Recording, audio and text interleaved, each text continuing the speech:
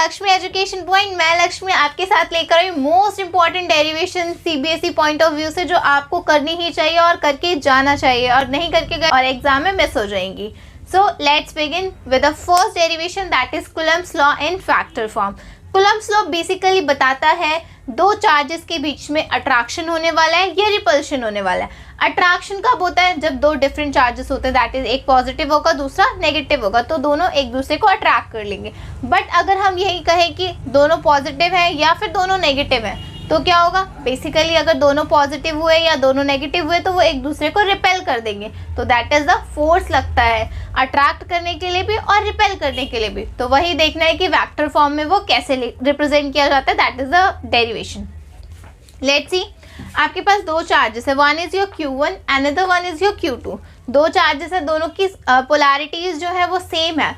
That means ये भी positive है और ये भी पॉजिटिव है। अगर दोनों पॉजिटिव है तो क्या करेंगे? एक दूसरे को रिपेल करके धक्का मारेंगे। ये वाला चार्ज कहेगा तू इधर जा, ये वाला चार्ज कहेगा तू इधर जा, तो दोनों की तरफ दोनों एक दूसरे को डिफरेंट डायरेक्शन में फोर्सेस लगाएंगे। अगर मैं बात करूँ Q2 पे, कौन लगाएगा फोर्स? यही लगाएगा। ये खुद तो नहीं लगा सकता ना अपने आप पर फोर्स। क्या आप अपने आप को अपनी जगह से डिस्प्लेस कर सकते हो अपने ऊपर फोर्स लगा के?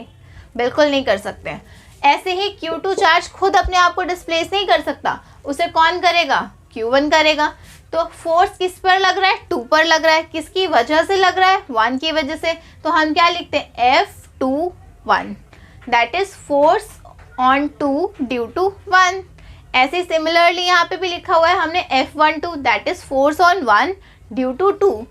किसने लगाया फोर्स 1 वाले पर? 2 ने लगाया, इसलिए हमने इसे लिखा F12 और इसे लिखा F21। Is this clear? अगर हमने इन्हें सर्टेन डिस्टेंस पे रखा है, दैट इज R डिस्टेंस पे रखा हुआ है। कहाँ पर रखा हुआ है? हमने इसे R डिस्टेंस पे रखा हुआ है।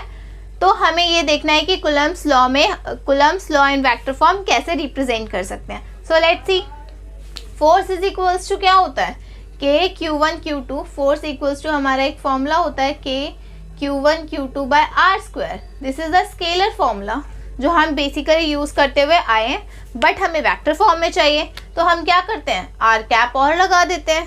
कैप क्या करता है? Is a unit vector. Unit vector का काम होता है किसी भी चीज़ की डायरेक्शन को बताना, that is unit vector. For example, अगर हम ए वेक्टर की यूनिट वेक्टर लिखना चाहते हैं तो ए के ऊपर कैप लगा दो, this is the unit vector.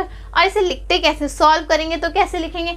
A cap equal होता है ए वेक्टर अपॉन में मैग्नीट्यूड ऑफ ए वेक्टर। क्या होता है? अपॉन में magnitude of a vector. Is this clear? So let's move. तो हमने ये स्केलर फॉर्म में सीखा था। अगर इसे वेक्टर में कन्वर्ट करना है तो क्या लगाना पड़ेगा? आर कैप लगाना पड़ेगा। हमने लगा दिया। आर कैप को कैसे लिखते हैं? बेसिकली ये जो आर वेक्टर है, ये है क्या? आर वेक्टर है वेक्टर्स फॉर्म में distance between the two charges. तो हम इसे कैसे लिखेंगे? अगर हम R12 लिख रहे हैं तो R1 माइनस R2 लिखा जाएगा।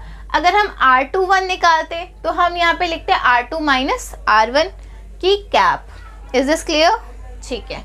और नीचे भी लिख दिया हमने R वेक्टर का स्क्वायर। तो R वेक्टर में अगेन हम ये वाली वैल्यू पुट करेंगे, R1 माइनस R2 पुट कर सकते हैं ना, दैट इज R वेक्टर की वैल्यू जो हमने यहाँ पुट करी है वही सेम वैल्यू यहाँ पे भी पुट कर देंगे। देखो हमने यहाँ पे पुट कर दी, that is R1 minus R2 का square.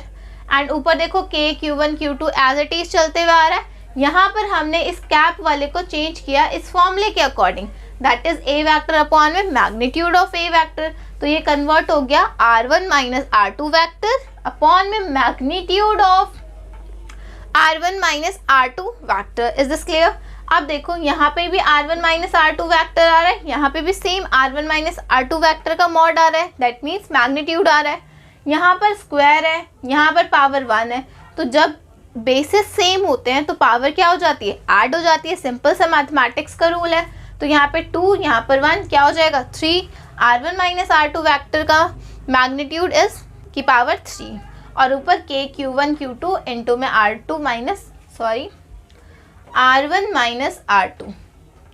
This is your Coulomb's law in vector form.